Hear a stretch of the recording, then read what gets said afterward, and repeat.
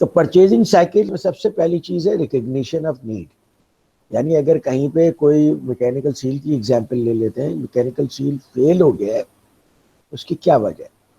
उसकी वजह क्या है? ये mechanical seal design is not good, उसके फेसेस इतने अच्छे नहीं हैं, ये स्प्रिंग्स अच्छे नहीं हैं, या ये कि वो जगह ऐसी तंग बनाते हैं स्टफिंग बॉक्स की जानबूझ कर। तो इस किस्म के एरियाज होते हैं जहाँ पे प्रोक्योरमेंट का बड़ा क्रिटिकल रोल होता है और हो सकता है अगर उनको इन्वॉल्व किया गया।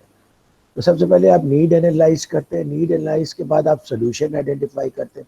सोल्यूशन 3-4 हो सकते हैं। उन सोल्यूशन में आप देखते हैं सबसे बेस्ट ऑप्टिमल सोल्यूशन कौन सा है।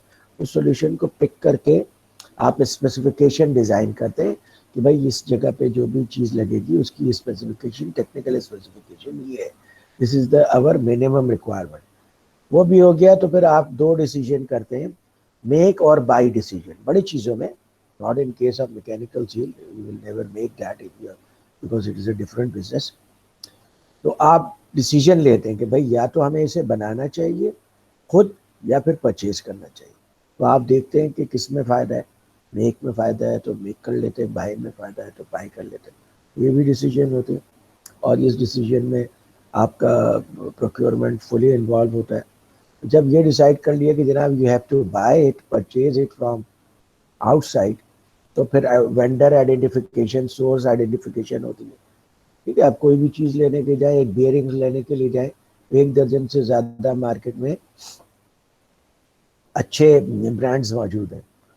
तो इसलिए आपको आइडेंटिफाई करना पड़ता है कि कौन से सोर्स ज़्यादा रिलायबल है, कौन से सोर्स ज़्यादा अच्छी सर्विस देता है, कौन से सोर्स बेस्ट प्राइस देता है, बेस्ट क्वालिटी देता है। तो सोर्स आइडेंटिफिकेशन के बाद आप जैसे जिसको आप कहते हैं शॉर्ट लिस्टिंग करते हैं और वो प्री क्वालिफिकेशन जिसको कहते हैं आप, डॉन वगैरह में जो आप ऐड भी देते हैं प्री क्वालिफिकेशन नोटिस, तो आपने आप जो लिमिटेड सप्लायर्स हैं उनसे ही काम करते हैं। फिर उनके साथ आप एक कॉन्ट्रैक्ट एग्रीमेंट साइन करते हैं। कॉन्ट्रैक्ट में आमतौर पे लोगों का जो इंक्लिनेशन होता है वो ये होता है कि बिल्कुल वेंडर को किसी तरीके से बांध दें, का कोई फ़ायदा नहीं है, क्योंकि उसमें अगर वो काम नहीं करना चाहेगा तो आप कुछ भी नहीं कर सकते। इसलिए इसके अंदर कंफर्टेबल किस्म की क्लॉजेस डालनी चाहिए जो दोनों के लिए लेवल ऑफ कंफर्ट क्रिएट करें। फिर कॉन्ट्रैक्ट के बाद एक और इशू आता है, वो ये कि कॉन्ट्रैक्ट तो आपने कर लिया, उसके बाद उसको आप लोग सेफ फाइल किसी ड्रॉअर में रख देते हैं।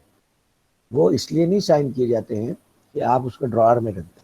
कॉन्ट्रैक्ट्स तो इसलिए साइन किए, इम्प्लीमेंटेशन होगी तो आपके इंजीनियर्स को पता होना चाहिए और कंसर्न डिपार्टमेंट्स को पता होना चाहिए कि उसके क्लॉजेस क्या क्या है, प्रोक्योरमेंट को पता होना चाहिए उसके क्लॉजेस क्या है। वैसे तो मैं आपको बताऊं कि कॉन्ट्रैक्ट्स वगैरह आप लोग ज़रूर साइन करते हैं, करना चाहिए क्योंकि ज़ाहिर है कि लीगल मैटर है। लेकिन जब आप किसी के साथ काम करते हैं ना, रिलेशनशिप मैटर्स।